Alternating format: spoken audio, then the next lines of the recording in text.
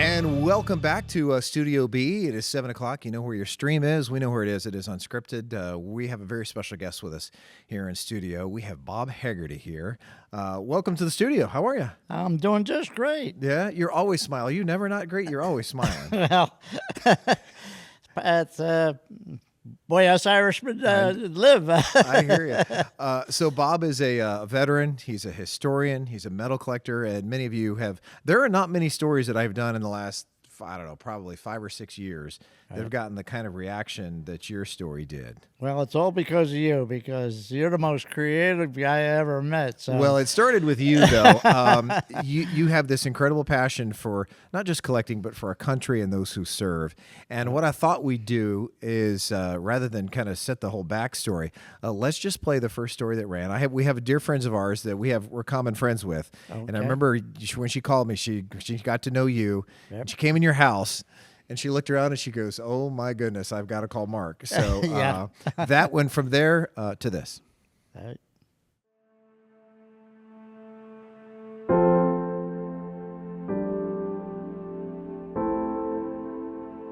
A step into Bob Haggerty's home is a step back in time. Every corner of every room, uniforms, munitions, and medals. Memories of a war often ignored.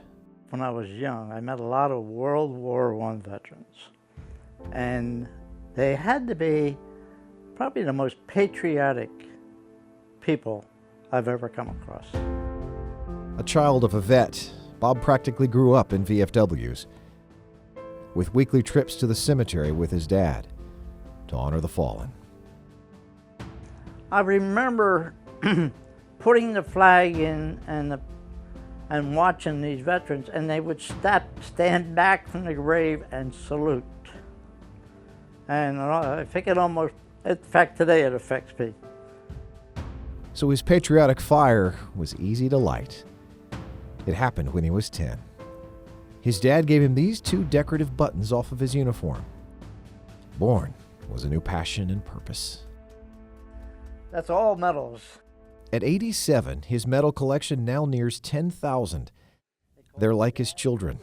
So he was especially offended when he tried returning a set to a soldier's family that he had tracked down a few years ago, only to have that door slammed in his face. She said that as a little girl she remembered them, but she said, "I really have no interest whatsoever." That basically, I think the actual words were, "I don't give a damn." Bob says that's the last medal he tried returning. But I was determined to show him there are others out there who still care. Sure. He randomly pulled out 5 sets. With only their names and companies, we went to work. Possible relatives? None found. It's the same address, but it actually has a different name. Is your grandfather, by chance, Dick Hamstra, born in 1898? Finally, a connection. That first set of medals randomly pulled with the Croix de Guerre medal right there in the middle, it was awarded for acts of heroism to those who served in France. And if it has a star on it, that means they won it twice. Well, it took a few days, but I found his grandson, Jim, who lives in Indianapolis, and he sent me a photo of his granddad wearing that very medal. He was just blown over with emotion because he literally sat there and told me on the phone, they've been looking for this medal for 40, almost 50 years. Isn't that amazing? Yeah. This was the picture of his grandfather. Right. With that medal on him. Yeah. It's great that you have a picture of him and, after all these years. So we connected them. There he is. Hi, Jim. How you doing? Hi, Bob. How are you? Good to see you. I had been looking for that medal. Apparently they went missing after my grandmother died in 1966. So how it got from there to you, I do not know. He spent the best part of his life really preserving all this incredible history, not only for himself, but for people like you and the family members of all these heroes from back then. I'm glad you did it. Oh, thank you. I'm glad people like you I got to meet, and that changes everything for me. I'll probably drive my wife nuts, but I probably want to pay you a visit. Yeah, that'd be great. All right. Yeah. I have cold beer. So 2 cold ones now await them. A reunion nearly 60 years in the making that all started with a boy and his buttons. Now, we do have a reunion update for you, but first I want to ask you, what's been the reaction to that? It's been that story first aired, it's been a little over a year, maybe about a year and a half. Right. What kind of reaction did you get from that? I have a lot of people. I've had people I've never met before who just walked up to me and shook my hand and said, what a great story. And I have other people that said, you brought tears. And I said, even when I see it, I still feel the emotion.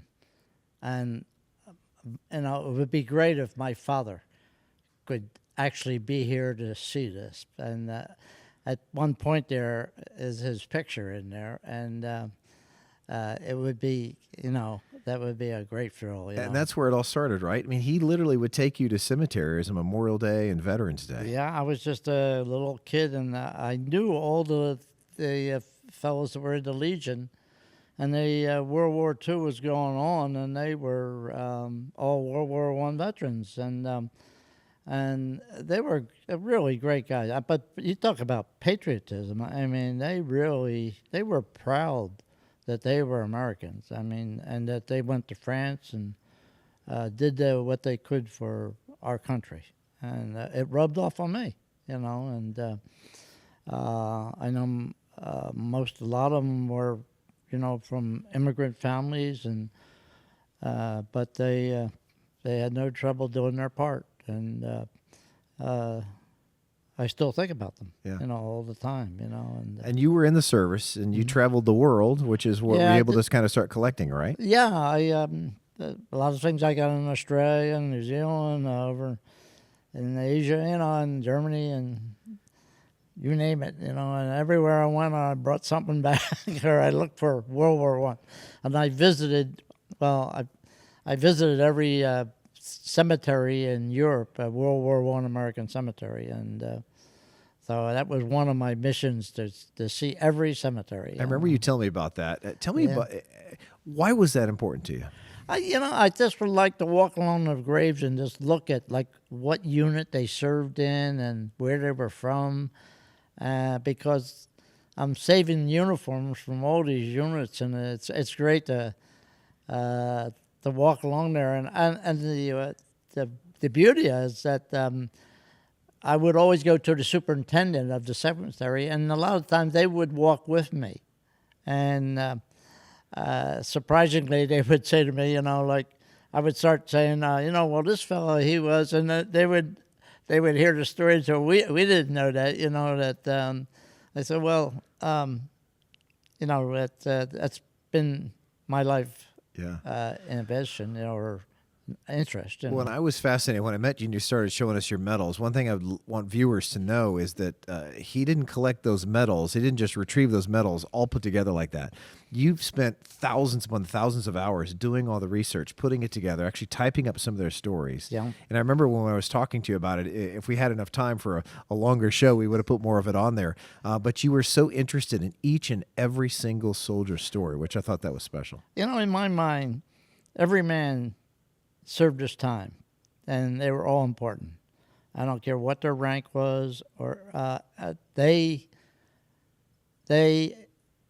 went to a war that they had no idea if they'll ever come back from, and so it was difficult in the beginning because we didn't have the internet, and we didn't have the things we have today, and I had to write to the different governments and wait for their reply. And some of the information came where it was all blackened out because the family, they didn't want to give too much information. So then I had to, go to other sources, But when the internet and everything came out, it really made things a lot easier for me to do my research. And so I would just... every evening or whatever.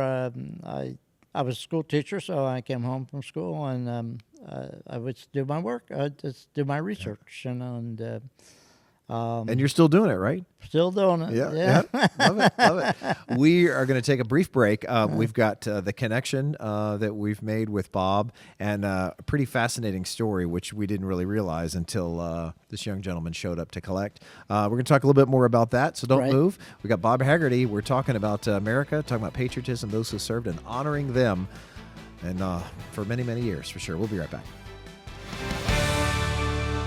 And welcome back on the heels of Veterans Day. We are here on Unscripted with a special guest. Bob Haggerty is a veteran. He is a medal collector. He is a proud American and a historian as well. I mean, that's really what you're like. If you got one thing that you put on your name, would you probably prefer historian, wouldn't you? Amateur historian. Oh, stop! No, you've graduated far beyond that. Nah, that's the way I think of myself anyway. Yeah, but you were saying just this summer, and I know you kind of split time. You were just at another conference. You're still collecting. Yeah, I was up in Canada. A lot of collectors outside Toronto, and we get together and talk about like what we'll do in the future with all the things we collected and things that are being produced, reproduced, that's the real thing, and there's always somebody out there trying to make money, or that reproducing metals or something like that. So we talk about that, but most of us can figure out real quick if it's the real thing because we've been doing it all our life, it seems like anyway, but we discuss it, and it's kind of because guys come from England and Canada, the United States, and we all get together, and it's great to get other people with the same interests, because they add a little bit to what I would know or different sources of information. A lot of times you'll say, you haven't probably seen this, but there is circumstance of death that just came out for soldiers and this particular situation, and it just came on the internet, and so now you have another source, of information that you can use, and I remember the common interest, having the interest in them was one of the things that I kind of honed in on, which is kind of how we were able to put the story together, right? Because I could tell you were deeply offended that there's a segment of our population that just doesn't care about our war history, didn't care about these medals. Even family members didn't care about it. Absolutely. I talked about one about a lady that said that she didn't care about that, but I did meet various people that, it's their world today. That's in the past. I'm not interested, but there's some of us that. Not only had fathers and grandfathers and great-grandfathers, and they're still interested in it. And but other people have other things with their life and so forth. So, well, and the follow-up to your story is a great example of that, because my hope as I get older and as my children learn a little bit more about us and our ancestry, that and especially with the DNA tracing that everybody's doing now, I'm hoping that this younger generation will take a deeper interest, especially in some of our earlier vets like World War I, which you've always called kind of the forgotten war. People just forget about because we're just focused on two. Well, we miraculously did find, and it's a true story, the very first medal that we pulled had an incredible connection, I thought. It turned out that this is the great-grandson, or was it the great-great? Was the great-grandson? It was the great-grandson. It was the great-grandson who showed up, and not only did he show up and was interested in the medal, turns out he'd been looking for it, and he was blogging about it. Yeah. He, that's amazing. I was really touched. By his emotion when I showed him the frame, and everybody I've ever talked to, they felt the same emotion. Let's watch it.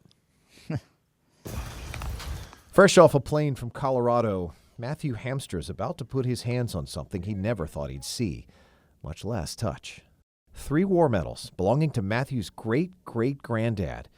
Bob Haggerty. All right, Matt Hamster. Now, they've been in Bob Haggerty's vast medal collection longer than Matthew's been alive. Well, here's your great-grandfather's medals right there. Wow. Wow.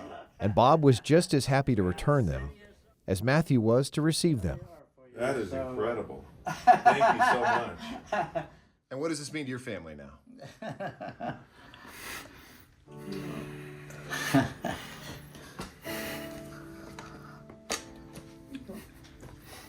Reunions 60 years in the making can be hard to put into words, by chance no less.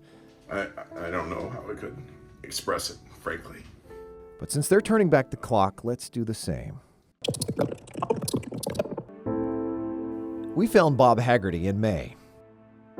His St. Pete home a glimpse into his soul, his heart tuning a patriotic beat at the tender age of 10.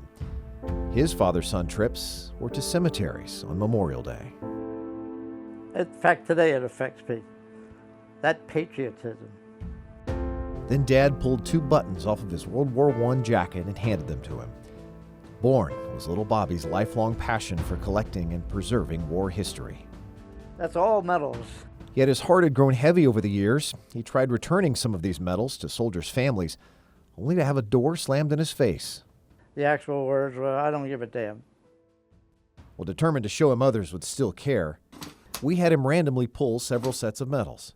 This was the first one he pulled. 3 medals belonging to Private First Class Dick Hamstra. Right there in the middle, that distinctive Croix de Guerre medal was only given to American soldiers for bravery in France. When we found Private Hamstra's grandson in Colorado, he immediately emailed us a photo of his grandfather wearing that very medal and couldn't believe they were about to get it back. I'm still amazed. Jim Hamstra told us his son Matthew had even written a blog about it a few years ago, about his great-great-grandfather's lost medals. Relief for Bob now, who just wanted someone to care. Changes everything for me. I appreciate that. So when Matthew showed up to collect, We've heard all the stories, but to have something physical, to be given back, there's nothing that can really express how it feels. It's incredible. yesterday strangers, today newfound friends, bonded by a family treasure now on its way home, restoring the patriotic faith of a little boy and his buttons along the way. You mentioned your dad already. What would he think of you holding on to those buttons still today? He wouldn't believe it. In fact, when he gave them to me one time, and I think it was maybe a couple months later, I can't remember exactly when, but he said to me at the dinner table, I was sitting around, what'd you ever do with those buttons? And I didn't even answer. I just went upstairs, and I can remember I had a little box with cotton on it, and they had the two buttons. And He was so impressed. yeah, and eventually he gave me all his stuff from did. France and everything. And who knew where that would lead? Let's take one more brief break. We're going to come back with Bob Haggerty. We are talking about our passion for America and those who served. We'll be right back. And welcome back to Unscripted. Just a few moments left here with special guest Bob Haggerty, who's a veteran, who's a historian, a war medal collector. And my favorite question, of course, is I know they're hard to pick, but if I told you, what's other than Dad's buttons that you have that you cherish, and I know you love everything, what are you most proud of that you're in your home? Well, I was saying previously, that they were all soldiers and they were all great Americans. And I don't care if they were a private or they were a general. I treat them all the same.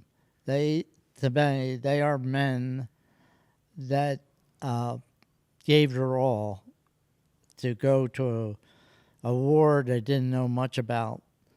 And they came home and they were honored, and I'm one that still honors them. And so every man is important that I have his medals. And I know one of the things I thought was fascinating because being my age, I've learned much more about World War II, Korea, Vietnam, of course, Right. a little bit about World War I. But and I know what you found in your research and what you know is that the living conditions, much less the fighting conditions in World War I, were just so incredibly horrible. And I know that touched you. Is that one of the reasons that you find you try to give them a little bit more extra attention?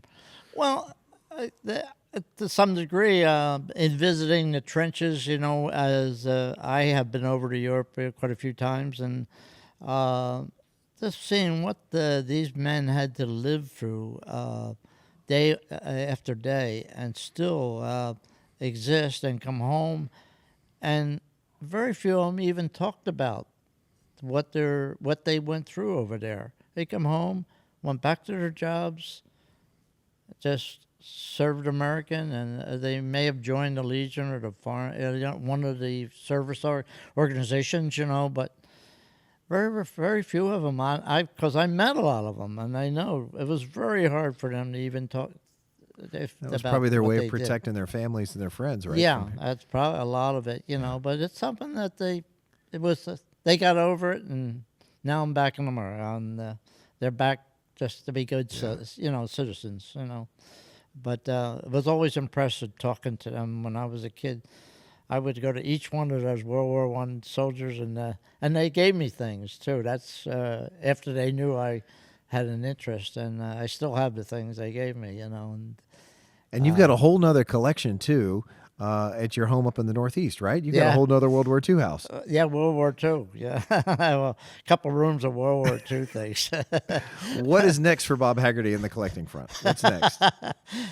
Well, there's always some private out there or some medal that I'm looking for, and the beauty is he probably has a great story, that and that's the story I want to find out. And that's what makes it really interesting to me. Yeah, because every single one of them has a story, and how you're able to put all these together and to share it. And I know I asked you this in the story too, but before we go, do we have time, Becca? Let me know. We don't have time. You know what? We're going to have you back. You want to come back sometime? See? That's how it works. Fine.